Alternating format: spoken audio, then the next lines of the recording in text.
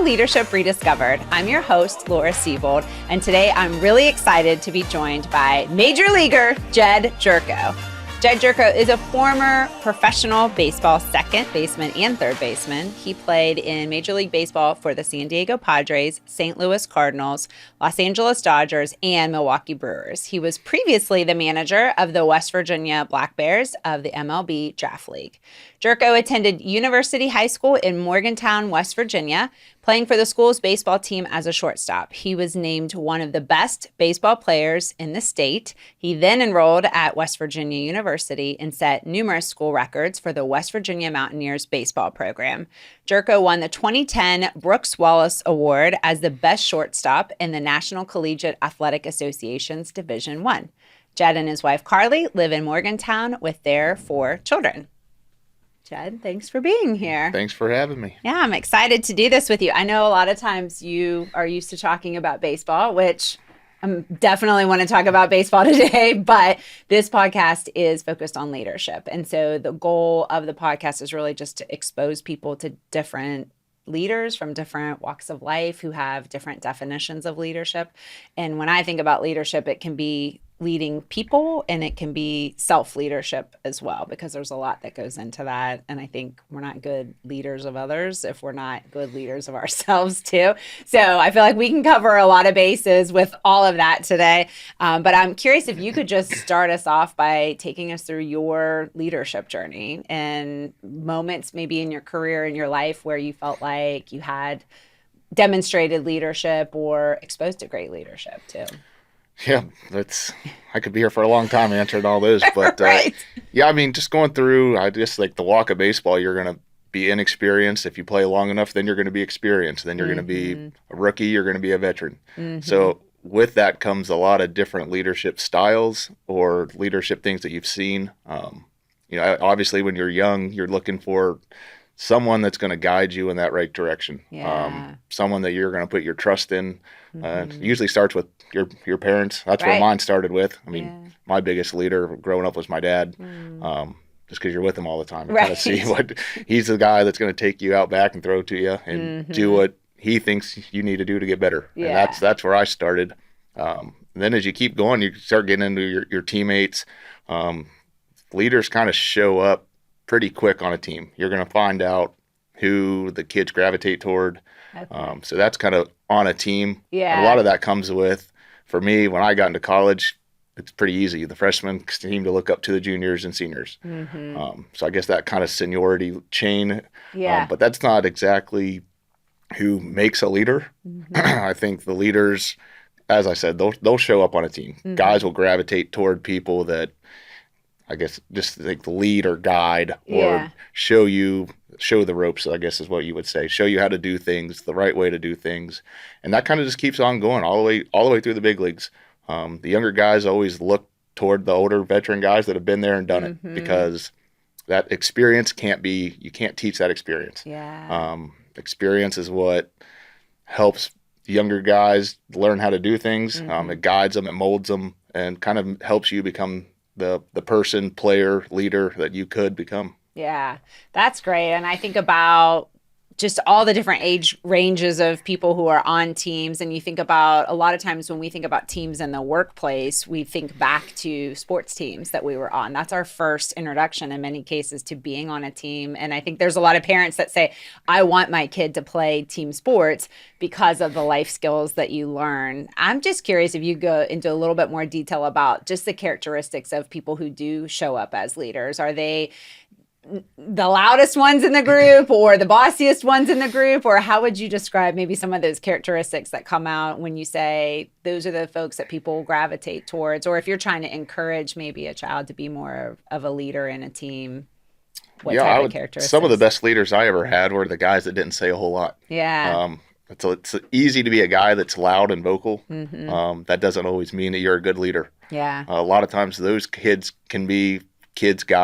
teammates can be probably the biggest problem. But that doesn't mean that a leader is not one of those people either. Yeah. There's just a way, if you've ever been on a team, there's a kid or a group of kids that guys gravitate toward. They just have an aurora about them that brings people in, that is able to either, one, talk about a way to get better or show. I prefer, I always thought my side was more, I'm going to show you how to do it. I'm going to be more hands-on. I'm not going to be one that's just straight vocal and tells you how to do it. Yeah. Because anyone can get out there and tell you what to do. But can you Right. go out there and show them? Can you prove to them? I'd say guys that are trustworthy, guys that can bring people in to make people feel comfortable. Those are the guys that I think are the best leaders. But everyone has their own style. Yeah. There's not one correct way to do it, Yeah. which is what a lot of people think. Like, I'm going to be a leader, I got to do it this way. Right. And that's not how it works. And it's not how it works on a team. You have kids that you can yell at some kids. There's kids that you gotta cuddle them and mold them and show them some love. So it's got to be different styles for different kids. And now I'm coaching 9-year-old kids, and every single kid is different. Yes. And that's tough, just because it'd be awesome to show up and be like, this is how I'm going to be, and you guys are all going to do this. But that's just not how it works. And a good leader can differentiate the way they do that and how kids react to what you're trying to teach them and to do. So I think obviously learning on the fly and really getting to know the people that you're trying to lead is probably the most important thing. Yeah, absolutely. Well, and we're definitely going to talk about coaching kids, because I think that's just a whole interesting conversation in and of itself. But staying with this thread a little bit longer, I know back in 2021 you were appointed the manager of West Virginia Black Bears, and what was that experience like? Just to transition from player to coach. It was manager, really. Yeah, it was different. I guess I'd never really been on that side. Yeah. I think a kind of a blessing is toward the end of my career, I didn't play as much. So I was kind of sitting the bench, kind of watching things, kind of doing that manager aspect, kind of reading the game, trying to figure out what the other team's doing, what we're trying to do as to when my opportunity to help the team could happen. Yeah. So that kind of helped me. Also, at that point, I was in my 8th year. I was kind of, I guess, going into that veteran role where the younger guys were coming up and they were kind of looking for me for help and to try to do things. So that was pretty cool. Yeah. And then actually once I got to become the manager, kind of controlling the whole team, that was something that I'd never really done before. I embraced it. I loved it. I loved being able to work with the kids. Just kind of sharing that experience. I think that's more what it is about, especially in baseball. People want to learn and be told about the experiences that you've had because they've never done it. Yes. It's impossible for them an 18-year-old kid to know what experience like is in the big leagues. Yeah. And I think I connected with the kids a lot just because I was still kind of younger, closer to their age. I had a coach, Jimmy Galuski, who was just out of college. Nice. So he was 24 years old, so they could really connect with him and kind of understand different walks of life as to where we were at. Yeah, and what that's like. Well, and one of the reasons I was excited to have you on is because I do think so many people are just curious about what that world is like. And if you're not in it, you don't know what those experiences are. Would you be willing to just talk about a little bit of what the day in the life of a manager is like? Like, what is that job? And what are you responsible for when you're in a manager role? Yeah, it's impossible to do a one day because a manager has to think about a week in advance. Okay. Because you got to think about your pitching. You've got to think about, can I use this guy? And if I do, he might not be able to pitch for the next 2 or 3 days. Yeah. So managing you just have to think so far out in advance. A lot of the stuff, once I set the lineup I'd set the lineup the night before and send it out to the guys. I'm a big believer in that. If a guy's played a bunch of days and if I know he's going to have a day off the next day, I kind of want to let him know, so kind of let him unwind a little bit for a night. Nice. Whatever that means. Yeah. But if he's just going to go home and go to bed and not have to worry about anything. Yeah. Or if he wants to go out and if he's old enough to have a drink or drink a Pepsi, whatever. Right. He can kind of have that night. Relax. And he knows that next day is going to be an easier day. He's going to have to be there mentally more than physically. But just so they know. So that's as soon as the game ends that day. So as soon as that one game ends, I'm already thinking about the next day. And then other than that, you're thinking about your preparation.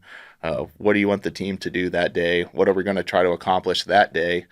Then it goes, I'm usually at the ballpark. I was always the first guy there. For a 7:00 game, I usually get there at noon. Oh my goodness. And it's just kind of getting stuff lined up to make the players' day as easy as can be. Yeah. I want no stress. I want them concentrating on the game.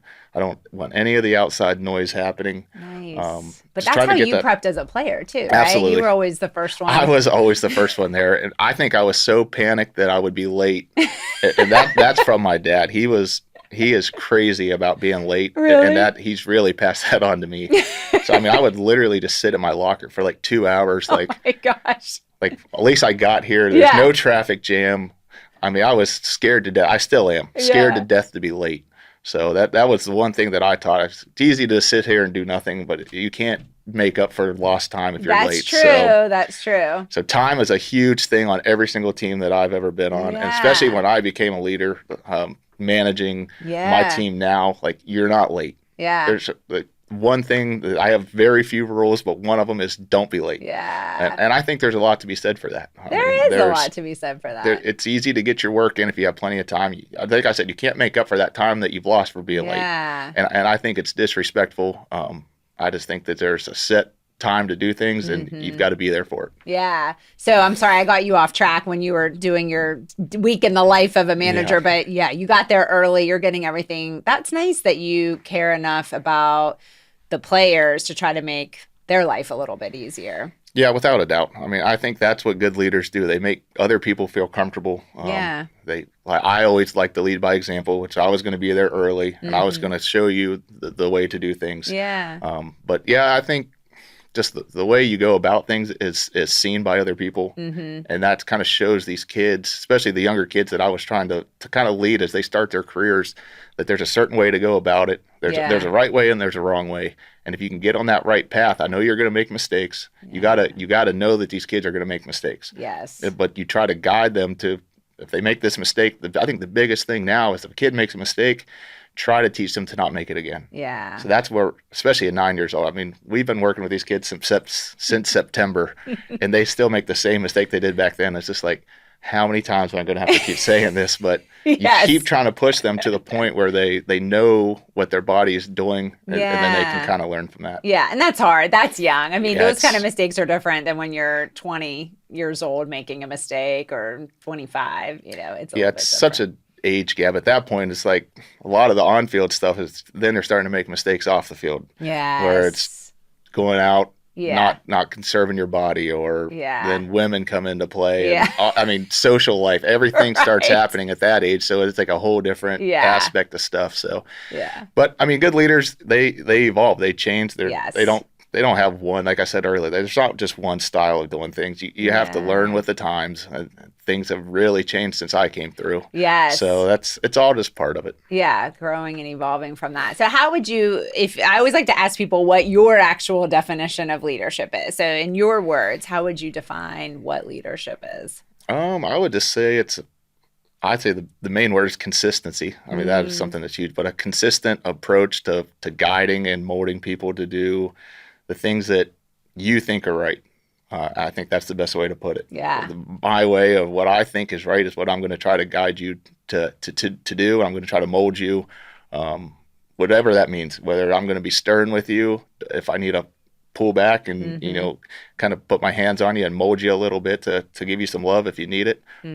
So I would say that would probably be consistency. Consistency is the most important thing in my opinion. I love that you use that word, because that's how I hear you described as a baseball player, was how just consistent you are and your success that you had. Yeah, I tried to be the same either way. If I went 4 for 4 with 4 home runs or struck out 4 times, I don't want anyone to know what that game was. Yeah.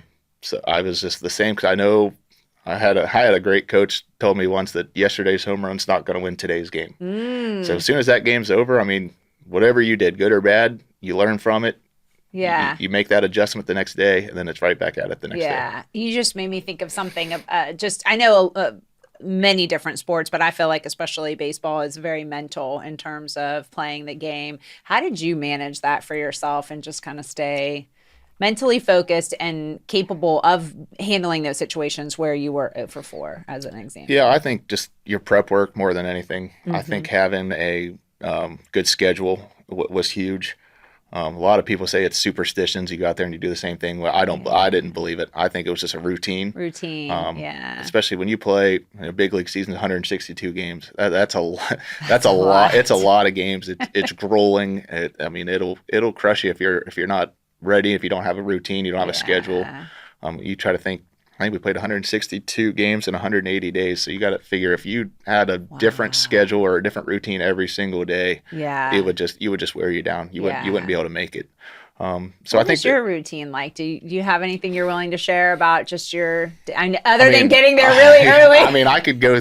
My daily schedule was pretty much the same every single day for almost 8 years. Wow. I mean, I changed a little bit here and there, especially as I got older and I kept getting hurt, but the schedule changed. Yeah. But I mean, I'd get to the field, usually grab some lunch, and it was straight to the video room to watch. I would start doing kind of my homework as to who I was facing that day. Defensively, we'd have meetings, offense meetings. Nice. Then it would be straight into the hot tub to get loose. Yep. Kind of get dressed, go to the weight room, get a little lift in. By that time, it was probably about 2:30, 3 o'clock. Then it's straight to the cage to kind of get loose, straight to the field for BP, ground balls, right back in, relax, get something to eat, have another meeting before the game, to the weight room to get loose out on the field. And by the time you actually get to the field, are you just like so prepared that it's just like, now I just show up and don't even think about it? All the work and all the thought has already been there. Then it's just going out and trying to execute. Yeah. And a big word that I use more than anything is just competing. So at that point, it's competition takes over. You're not thinking about anything other than trying to win the game. Yeah. And a word that I use with my team now is, one, it's compete. And by competing is not trying. Everybody tries to win. I mean, that's usually. Yeah. Most kids are trying to win. Yeah. If you're competing, you're going to find a way to get the job done. Yeah. And that's what I've tried to teach the kids, which I say try, but right. So I failed with that one quite a bunch, but there's a difference between competing and trying to win. And I think that's a good thing for especially kids. Yeah. Everyone goes out there and they try to win. Yeah. The difference is someone is going to find a way to get it done. Yeah. And usually that's the kid that's competing the most. Wow. I like that concept. I never thought about it that way, but that's a really great way to think about it. So as you think about your leadership style, how would you describe your leadership style? Or how do you think other people, if I asked them, hey, how would you describe Jedd and how he managed and coached, what would you say? Probably intense. I mean, I get into it. I mean, I like it. I want to win. Yeah. I'm the most competitive person you'll ever meet. I understand that now at this age, it's more than just winning and losing. Yeah. Because where I came from, that's the only thing that mattered. Right. When you get to the big leagues, the only thing that matters is winning and losing. Yeah. At this age, you want the kids to learn, I think is important. You want them to have fun, which is a hard thing for me to say a lot of times. But it looked a little painful as you were saying it. You want them to have fun. I think going out and losing is not much fun. Yeah. A lot of people disagree with that. I think winning is fun because baseball's tough. Yes. Baseball is a very hard game, and when you're playing it, it's a lot of times it's not very much fun. Yeah. But if you can win, I think that makes everything better. Yeah.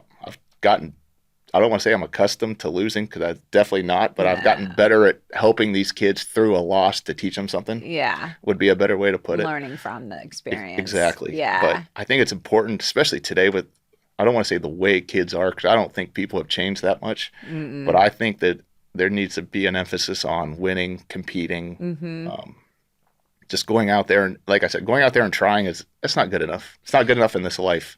No. I think there needs to be winning and losing is in life. You go out, like I've said this a million times to our kids, you go to a job interview, who's going to get the job? Probably the guy with the best resume, the guy that they think is going to do the best job. That guy wins. Delivers the best in the interview. And everybody else loses. And that's just how life is. And I think we've gotten away from that a little bit. I think we need to get back to that kind of more competitive spirit that winning and losing there's a big emphasis on winning and losing. Yeah, yeah. And that's just how it is. And that's not getting taught. And now it's everyone gets a trophy. Everybody wins. Yeah. That's not how it is. That's not just in baseball. It's not in sports. Yeah. It's everywhere. Yeah. No, you're right. It's funny that you say that because sometimes when my son, I think, is being really hard on himself, I'll be like, just go out there and have a good time, have fun. And he's like, I have fun when we win. Everyone says it. I mean, there's something to that. Yeah. I was like, all right, got it. I got it. Well, and I think about, just when I think about your career and I think about, you played for a long time, and a lot of times any kind of professional athlete, I think to those who are not in that world, it can look very glamorous and something that a lot of people do dream about. They see the contracts, they see, oh, this is the game that I love to play, and you get to do that as your job. It's your job, but you get to do that all the time. How great that must be. But then probably what people don't think about or don't see is the 160 some games in 180 days and the sacrifice and the work that goes into it. How did you keep the motivation, the momentum going through? I mean, you played for a long time. Just competing. It really was. Yeah. I mean, I loved going out and competing against the other team. I mean, the pay is obviously one of the most important things. Yeah. I mean, would I have gone out there and put my body through all that and missed everything to make a couple $1,000s? Maybe, but probably not as willing to go out there and do it. Yeah. So I've never lied about that. The money is one of the most important driving forces as to everything that we do. So I'll be, if no one else says it, I'll be the guy that says it. Thanks for being honest about that. I'm just going to tell you, the money was great. Yeah. It is sacrifice though. You're away from your family all the time, and that was hard for me. Some guys are better at it than I was. I was not very good at being away from the family, and it's probably one of the leading factors as to why I ended up stopping playing. Yeah. But that's just, I mean, it's work. People don't understand that was my job. How awesome it was. Awesome. It was great. I played a game for a living. Yeah. But that also was my job. People, just like anywhere else, people would lose their job, and if I didn't perform, I lose my job. Yeah. So there's pressures at that. And the travel was tough, going coast to coast in any given week. That was hard. It's tough on the body. Yeah. Something that I'm dealing with now through injuries and stuff, and I know that it's going to creep up as I get older, even worse. So that's the stuff that we put ourselves through, and I would obviously in a heartbeat I'd go back and do it again. Yeah. But that was my job, and that's what a lot of people say. What time do you get to the field? At 7:00 game? What do you get there? About 6:00? I'm like, I get there at 6:00 and just roll out there and play, and I'm out of there in a couple hours. That's not how it works. They don't see the preparation that goes into it.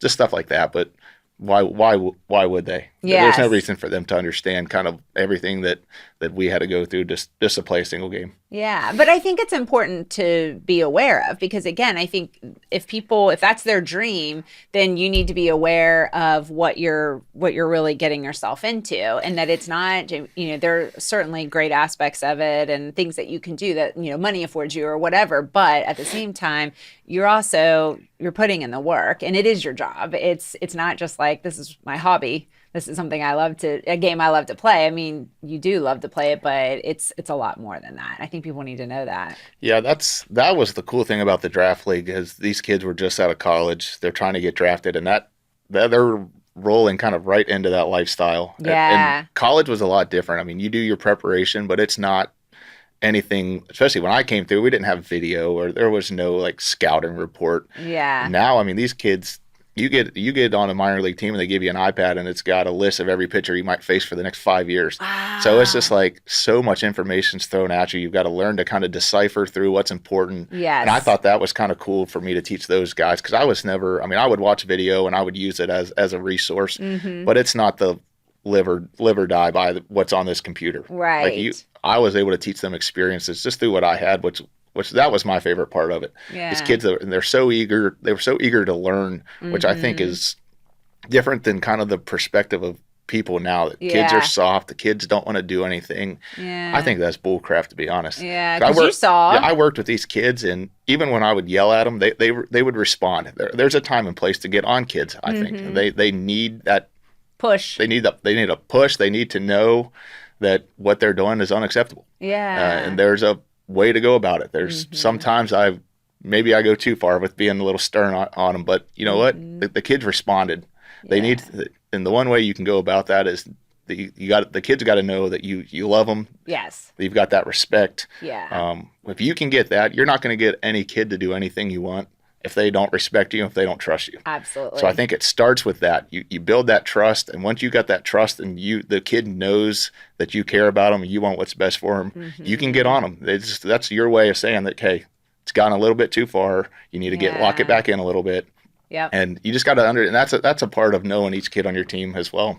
Which kid you can push a little bit harder, what kid you need. I would bring kids into the office sometimes, and the way I would get on them would just be a conversation like, this is what you need to do, and you're not doing it. Yeah. And then there's other times where it's like, you know what? I need to kind of get in your face. I need to let you know that what you're doing is not acceptable. Yeah. And the kids responded. If you can get that trust from the kids responded. They wanted to learn. They wanted you to do it. Because they've never really seen that before. Stuff like that doesn't happen. When I grew up and you messed up, someone was in your face, whether you wanted it or not. You were getting yelled at. Yeah, I mean, and that was consistent across however you were motivated. Yeah, and it was just about every single coach was Everyone like that. got yelled at. Yeah. And you don't see that a ton now. And if you do see it, you're like, man, that coach is crazy. What's wrong with that guy? Right. And you're just like, I mean, I tell my kids, if I stop getting on you, like if I'm not yelling at you or I'm not pushing you, that means I've given up on you. Yeah. Which will never happen from me. Right. But it's important for those kids to know that if, man, Jedd's not getting on me anymore. I wonder if he cares anymore. Exactly. They've never had to worry about that because I always push them to try to be better. Yeah. But if a coach has stopped yelling at you or he stopped talking to you, he's probably given up on you, which would be the worst thing ever. That's a worst case scenario. Exactly. Well, as you think about reflecting back on your time at the Black Bears and the lessons that you were able to give to these young men, really, what were there any that stood out to you in your mind of just, I was grateful I could pass along these 3 lessons or these things, these life experiences that I set them up for based on what I'd learned? Anything that comes to mind for you there that you were able to pass along to them that would be helpful to hear? I would say just the expectation of what's they're about to go into, what's expected of you. Yeah. What a daily work grind's going to look like. Yeah. Because those kids have just never been through that. And the only way to actually get that experience is to do it. If you go back and ask any kid on my team what their kind of day was, if they've gone on and played, I would bet that they'd say this is exactly what Jedd taught us to do. Yeah. Because it's different from college. It's different from sitting down, having a meeting where the meeting is probably not, did you go to class? Did you get your school hours done? Yes. All that stuff doesn't matter, which is what the guys really love. Yeah. So, I mean, it sucked having to go to class and then go to practice and then go to weights and all that stuff. Yeah. So when you get it to the Black Bears, they don't have to do all that stuff. I mean, school is important. Right. But they just want to play baseball. Yeah. So it's kind of just what's expected of them when they get to the next level. Then outside of that was just kind of in-game stuff, how to do this, kind of techniques that maybe they haven't heard of or ways to do things easier. Yeah. So that's all. I mean, I could go on for days about everything with a swing or fielding ground balls or the other thing would just be the mental approach to the game. Yeah. A lot of kids at that age, we call it the roller coaster approach, where it's like when things are going good, it's here, and when it's bad, it's here. And it's just like you can't do that. In college, you can kind of get away with it because you play 3 or 4 games a week, so you have a couple days off in between to kind of either ride that high or get yourself back down to normal or build yourself back up. Not anymore. When you're playing, I mean, I think that one time we played 22 consecutive days, and that's just absurd to think about. But if you go high one day and then the next day you're down, it's really, before you know it, 4 games have passed and you're 0 for 16 and you don't know what to do. And then it just snowballs exactly from there. And it can happen so fast. Yeah. So I think just the mental approach as to being grounded, worrying about, I always said 1 pitch at a time. Yeah. I was going to ask you, like, when you would approach the plate, what was going through your mind? Did you have certain things that you would say to yourself, or? That was mostly on the on-deck circle, I would say. If I'm going to hit, all the work that I've done leads up to on deck. I'm thinking about kind of what this guy does, how he's going to try to get me out, what I need to do with my approach. Yeah. And then, like I said, once I step in the batter's box, all that's gone, and it's just competing. I'm going to find a way to not let this guy get me out, which they did a lot. But that's just kind of how it was. I mean, I tried to put all that other stuff out, and hopefully the work that I put in before would pay off, that I didn't have to think about it. Because you go up there to the plate or in the field and you're thinking about, man, my hands need to be here or my foot needs to be here, you don't have a chance. You got to just put that all out of your mind and just kind of compete. That's what I say. I always said get lost in competition. Yeah. I use that term a lot with my guys. Get lost in competition, as in just lose yourself in the game where it doesn't really matter what I'm doing, what it looks like. I'm going to try. Yeah. I'm going to compete. I'm going to get the job done. Yeah. Whatever that looks like.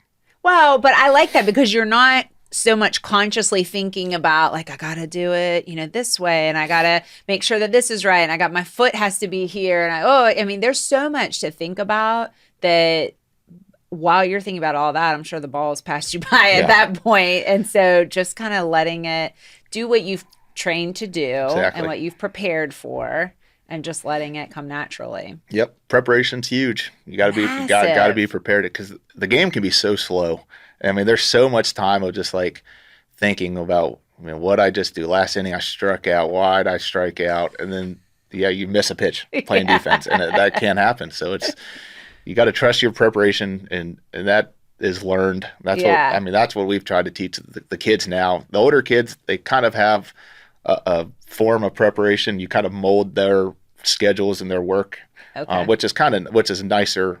Kids now, they have no idea. I mean, they're young. They have no idea what to do. They don't even know what preparation. They don't even understand what that even means. Right. Exactly. So you try to teach them to get to the point where you do practice and you work on stuff, and then once it's game day, I try not to tell them anything about swings, ground balls. Just get loose and go out there and play. Yeah. And mostly have fun. Yeah. But compete at the same time. Compete. Exactly. Because you'll have fun if you win. You ask those kids how they felt after that last tournament when we finally won the championship, and they'll tell you that's fun. Yeah. The parents sent me the game changer where the kids are running out on the field, jumping up and down. And it's just like all the work you put in kind of pays off. For sure. There's a lot to be learned through a loss, but kind of winning that championship, feeling that they felt, and how like the next day at practice, like, man, that was awesome. We got to do it again next time. Yeah. So, and it just kind of keeps building from there. Yeah. What do you say to the players who are 0 for 16 and are really just on the struggle bus? How do you help someone get through that or get past that? What's your advice there? First thing I do is look at video and make sure everything is mechanically sound. Yeah. And if there's something, say, a little bit off, it's called early work. Kid gets there a little bit early before everybody else, and you go out there and you kind of work on what you see. Yeah. And that's usually not a lot of them. I mean, some of the times that's the problem, but a lot of it is either swinging at bad pitches, not thinking clearly. Mm-hmm. So then I usually just it'll be a quick. I don't want anything drawn out. It's going to be a quick conversation where, hey, how are your parents doing? Yeah. Kind of get your mind off of it for a second. Everything good socially? Yeah. Your girlfriend dump you? What's going on? You kind of just want to kind of get a feel for what the kid's going through, because it could be anything. Yeah. People don't think about that stuff. When you show up to the ballpark and, let's say your dad's sick and he's in the hospital or something, it's on your mind. Yeah, it weighs on your mind. And the only way to get that is to ask the kids. Know your kids, know your players, know kind of what they're going through. Just like a self-check, honestly. Yeah. Just, hey, everything good? And then you get back into, hey, get back to your work. Your work's fine. Everything's right. You're just, it's not right there. Just keep going. Keep working. Keep getting after it. But it's so neat to hear you say it in the context of baseball, because in the corporate world, we are constantly telling any kind of manager, leader, know your team, know your team, know your team. And I think there's a lot of leaders out there that struggle with that because it takes time to know their team, and they're just trying to manage through their to-do list. But I would say the same thing for you. You could have spent all your time just focusing on, watching video and preparing for the teams that you were about to face and really thinking through and analyzing your lineup. But you obviously also made time to get to know each person on your team. Did you do a lot of social type activities, or was it more one-on-one type stuff? How did you get to know them the best way?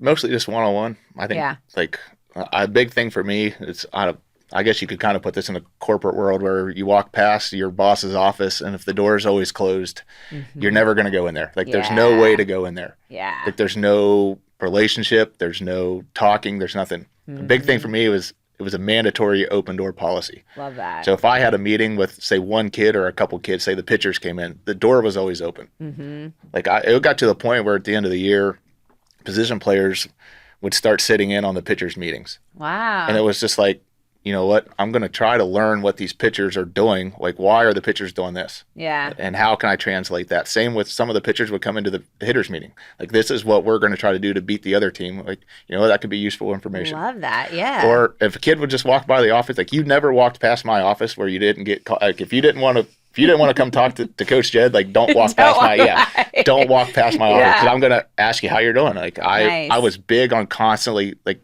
I said, wellness checks all the time. That's Where awesome. are you at mentally? How are you feeling? Everything good? How's your body? Yeah. 'Cause those are huge things. Those kids they've never played 6-7 days in a week. Yeah, so it's hard. Intense schedule. It's hard for those kids to put that into perspective as to how their body's going to react to it. So that was a big part of it. And it's just constantly asking them, building trust, building trust, building trust, building trust. So if I had to kind of get on them, kind of break them down for a second, I needed to know which kids I could push, which kids I needed to kind of pull back on a little bit more. But like I said, it's all trust. It's all consistent. The kids loved consistency. They wanted to get into that routine. And that's what a big thing that I was able to provide is whether we lost or not, if I got on them after a loss the next day, I'd walk in, ask them how they're doing. Yeah. Let's play a game of ping pong, whatever. Yeah. And it was always the same no matter what. 7-game winning streak, 7-game losing streak. I walked in the next day and I was exactly the same no matter what happened the day before. There's a couple of times where I got on them really good. And the next day we'd probably have a team meeting. We'd be like, hey guys, listen, this is why I got on you. Yeah. This is the expectation of what we're doing here. Yeah. Let's get back to that. Yeah. So it was like, if I really broke them down a couple of times, it was always the next day, kind of explain to them why what happened. Yeah. Because in the heat of the moment, you're probably not going to yell at them and say, well, this is why I did this. Let's calm it down for a second. I'm yelling right now because I want you to know. And that's the older kind of the Blackbeards guys, they kind of understood it. They can understand. They can differentiate why. What did I do different that I got yelled at? Yeah. 9-year-olds, they don't fully understand that. So I mean, you yell at them and it's just like, what'd I do? Yeah. I thought we were playing baseball. And so it's like, you've really got to bring them back, kind of explain to them. And once you kind of, and explaining to them is like a whole ordeal to try to get them to understand. It's like herding cats, isn't it? So, but I mean, at the end of the day, I'd like to think that people enjoyed playing for me. Yeah. I think the kids love playing, I guess, kind of learning from me, playing for me, just because I was able to bring them back. And I always felt like I was trying to build them up. Yeah. Well, I think those wellness checks are huge because, and all those things that you were doing, that one-on-one time, the meetings, all the different types of meetings you're doing, you were building trust with them, as you said. And that's helpful for those moments where you do come down on them. They know where you're coming from. I think where people struggle with that is if it's out of character. So if they're not being consistent with you, it's like, woo, where is this coming from? And then you have that walking on eggshells situation where you're like, are they going to blow up again? What's going on? And that comes from just not having a good relationship, not knowing that person, not knowing what their intentions are. So the other huge thing that you shared is that you're clear about what your intentions are. And maybe it's after the fact, which is fine. Here's why I did this and here's why it matters. And it's coming from a good place. Hey, I want you to be successful. I see it in you. Let's compete. Yep. I think it comes with expectation. If you lay out your expectation from the beginning, people know what you're trying to do. I mean, just because let's say we have one meeting and I say, here's my expectation. And then I go out there and just start yelling at you. That's different. Like you set the expectation, you set the bar, and then you start building that trust to get there to when the expectation is not being met, you can, however it is, yell, push them, guide them to get back to that expectation. They know it's coming from, trust, from love. It's not just because I'm not just attacking you. I'm not attacking who you are. I'm not attacking you personally. It's just the expectation is not being met. You need to get back to it. And if they clearly understand the expectation, they know that, you know what, you're right. I'm not reaching that expectation. I need to do better. Yeah. Or I should say we need to do better. Exactly. Because it's everyone. It's not one person. No, it's a team. It's not usually not the manager. It's not the one player. It's not the pitcher. It's not the hitter. I get that all the time, especially the young kids. Well, he didn't do this or he didn't throw it here. I said, I know what he did. Like I clearly see that he didn't do what he needed to do. Right. But that doesn't mean that you don't need to do what you're supposed to do. Yes. So you kind of get away from the blame. The blame game is huge at this age where it's, well, I hit a home run, so I'm good. Exactly. we didn't lose because Joe Bob threw the ball over here. Like we lost because, we didn't throw strikes and we didn't hit the ball the way we were, and we didn't base run. And so it's trying to just kind of build that, I don't know what the word is, responsibility, I guess would be the word for the kids. Ownership over this what they're isn't doing. about, I mean, yes, it's a team, but you got to take responsibility for your contribution to that team and absolutely. And there's a lot of different ways to contribute in a team concept too. Yep, absolutely. Wow. So speaking of yelling and crazy behavior, can we talk about parents? Sure. So I was thinking about that on my way up here, just about, especially with, I know we have there's going to be a lot of parents of kids who play sports, baseball or something else. And I know you played other sports too, not just baseball. But I think there are a lot of well-intentioned parents that are trying to support their kids, but there's also, it's just, I mean, more and more you see things on social media of just like crazy parent stuff that's happening. And even it was funny. I was at a game the other night and the moms were talking about, especially evening games, usually parents are coming from work. So you've got both parents driving separately, right? And it was so funny to hear all the different moms talking about when their son plays well, they'll ride home with dad. And when they don't, they want to ride home with mom. I want to ride home with mom tonight. Yeah. Which was really funny to talk about. So I would just like to hear now, especially that you are a parent and you're coaching your sons and, you know, this group of 9-year-olds. What's your advice for well-intentioned parents on how to be the best sports parent they can be? I mean, I've been blessed. I have great parents. We always have a meeting before the season starts. And like I said, I'm going to set the expectation of what I expect out of you. Yeah. Parents love to coach from the side. I get it. I understand it. I completely, but let us do what we signed up to do. Especially when your coach played MLB, but I think they know what they're doing. It's not even that. Just, we're donating our time. We're putting the work in.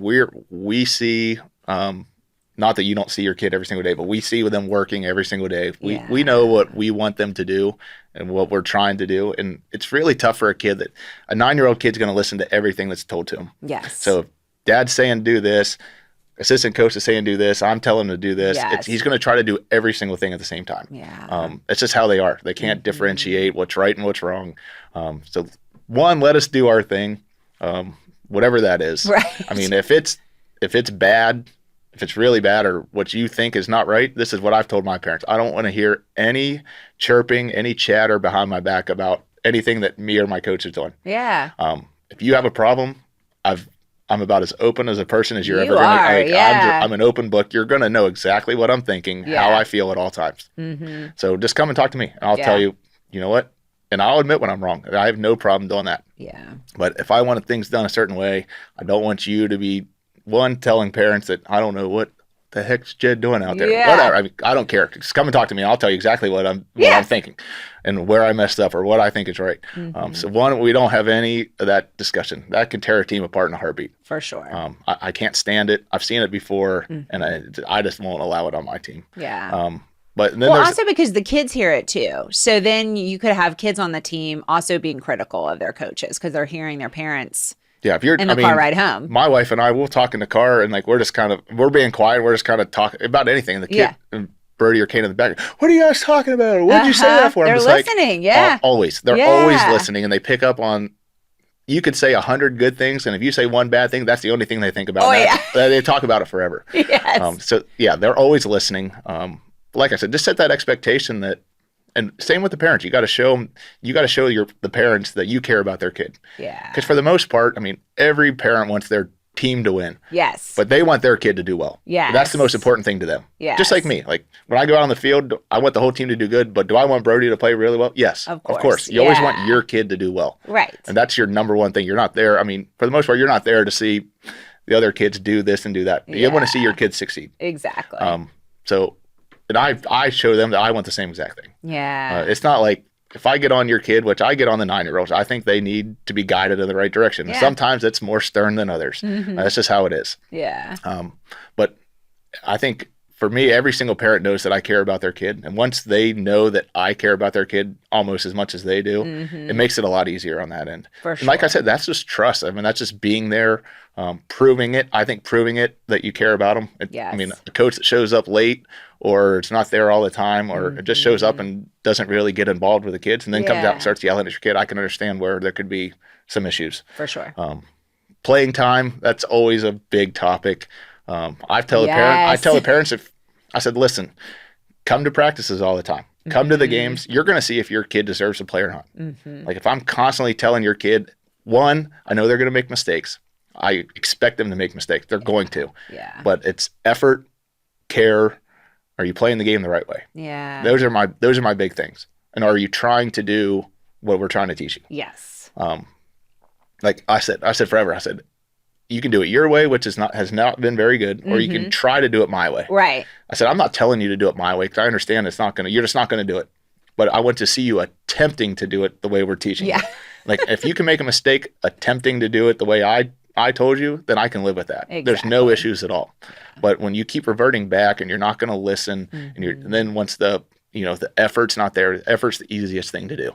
There's not many things you can control in baseball, but being prepared and giving effort are the two that stand out the most. For sure. You've got to do that. Yes. So that's kind of that's how I deal with parents, and I'm just open with them. Like, that's good. If I have a problem, I'm going to come right to you. I'm going to tell you. Yeah. Like, I don't want you to do this anymore during the game, or stop doing this, or, go home and try to teach them this. Right. So stuff like that, I think they appreciate that, because parents want to teach their kids. Yeah. It's all, I mean, truly, I do think it's coming from a good place, but just sometimes it goes a little and even if, I wish I was a little bit more better, just because when I get to the field, I'm trying to, like, our practices are nonstop. It's like, I got 12 kids and I want to teach them this, and I have a plan for that day. Yeah, I'm just trying to picture, like, do you make your son come to the field like 3 hours ahead of time? Yeah, we're always early. I love it. Like, now it's to the point, like, the parents are like, well, I've been here since 4 o'clock for 5:30 practice. They're scared to death to be late. I said, great. I said, that's awesome. That's what I want. Yeah. So we'll get half of our practices done before the actual start time begins. That's awesome.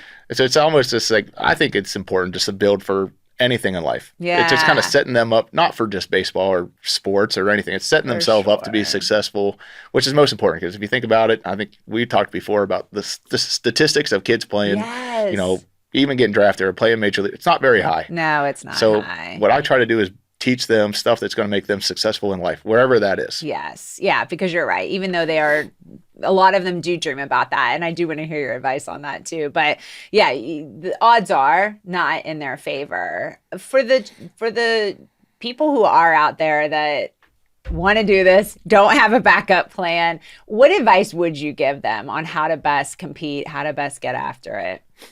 Keep going. I'm here. I said that's what my brother and my nephew now, it's like, I've always just want to play in the NBA. They're like, well, you got to have something else. And he's like, well, Uncle Jedd did it. And I was just like, and they're like, what do you say? I'm like, I'm living proof that it can happen. It can happen. Yeah. I mean, I'm right here. I don't come from Morgantown, West Virginia. Who cares? It doesn't matter where you come from. Yeah. We say that all the time, that big leaguers, when you're at that level, big leaguers come from everywhere. And come from Morgantown, West Virginia. Now they come from the Dominican. They come from Australia. It doesn't matter. It doesn't matter where you grew up. Yep. All that doesn't matter. Big leaguers come from everywhere. So, I mean, why wouldn't you? I'm living proof that it can happen. You put the work in, you get a little bit of talent, you try, it can happen. Yeah. I'll never tell a kid to, you got to quit and got to go out and start getting prepared for a job somewhere else. Right. It's not going to happen from me. Oh, I love that. And that is, I think, I love that you talked about that, especially being from West Virginia, because I do think we have listeners in West Virginia, out of West Virginia too, but I think a lot of times people feel like, oh, I'm not going to get looked at by scouts because I'm in West Virginia, or nobody's going to pay attention to me because, we're not in Florida or Hawaii or wherever, they feel like some schools get more attention. So I think that is important to note too. Yeah. I mean, the biggest thing when I came through is, well, you got to go to these camps or these scout. I didn't do any of that stuff. I never played travel ball. I played Legion baseball. Yeah. And then when it was time to go to college, well, you have to go south. I stayed home and went to West Virginia. Yeah. I mean, great baseball program. Yeah. There's all that other stuff. You can either go out and get it done, or you can make an excuse as to why it didn't happen. Yeah. And it's just a choice. It really is just a choice. I wanted to come here, and I knew that if I performed, people are going to see me. Yeah. And it worked out for me. I mean, there's obviously a lot of luck that goes involved. There's injuries, there's timing, all that stuff goes into it. Yeah. But nothing can replace hard work, the drive to not give up, to keep going, and to, like I said, to compete and get the job done. And that's what my dad put into me. He's always said, if you want something done, you just go out there and do it yourself, and you work hard until it's done. Yeah. So that's my, I guess, advice for anybody, or like all these travel. You don't have to travel to Florida or Texas, I played Legion baseball here in Morgantown and never left the state and still got it. So if it's out there and it's meant to be and you're going to work, then it's there. It's there. I love it. That's great advice. I think we should close with that. Sounds good. Minus the lightning round. plus 1 more minute. Plus 1 more minute. You game for the lightning round here? Okay. 60 seconds to answer as many open-ended questions. I meant to have my timer set here. These are about you, questions about you. Okay. Oh, great. Yeah, here we go. All right. What season best fits your personality? Fall. What's your most used emoji in text? Probably thumbs up. Okay. What book, song, movie, or podcast has had the greatest impact on your life? None. Pass. What's something about you that surprises people when they first hear it? Oh, probably that I was an all-state basketball player. Yeah. Fill in the blank. I spend too much money on Food plots. What celebrity would you want to play you in a movie? Adam Sandler. Oh, good one. What if you catch me by the fridge at night? I'm probably sneaking. Nothing in the fridge. Nothing Probably in the just fridge. popcorn or potato chips. Okay. Best place you've traveled to? You've gone to a lot of places. Yeah, too many. Too many. What was your favorite subject in school? Gym. I was going to say that doesn't count, but then there'd be an uproar if I said that. That's right. This has been awesome. Anything that we didn't cover that you were just really hoping we would get to today, Jedd? I think we got everything I could say about leadership. A lot. You did an awesome job, and I love that you brought the approach that you did. I was so excited to have you on, and I do appreciate you doing it because I know I appreciate it's not being your on here. favorite thing, but I think there's so many great leadership lessons that you delivered today that people can apply to many aspects of life. So Sounds good. Thanks for thank having you. me. Absolutely. Well, that's all the time we have for today. Until next time, shine bright, everyone.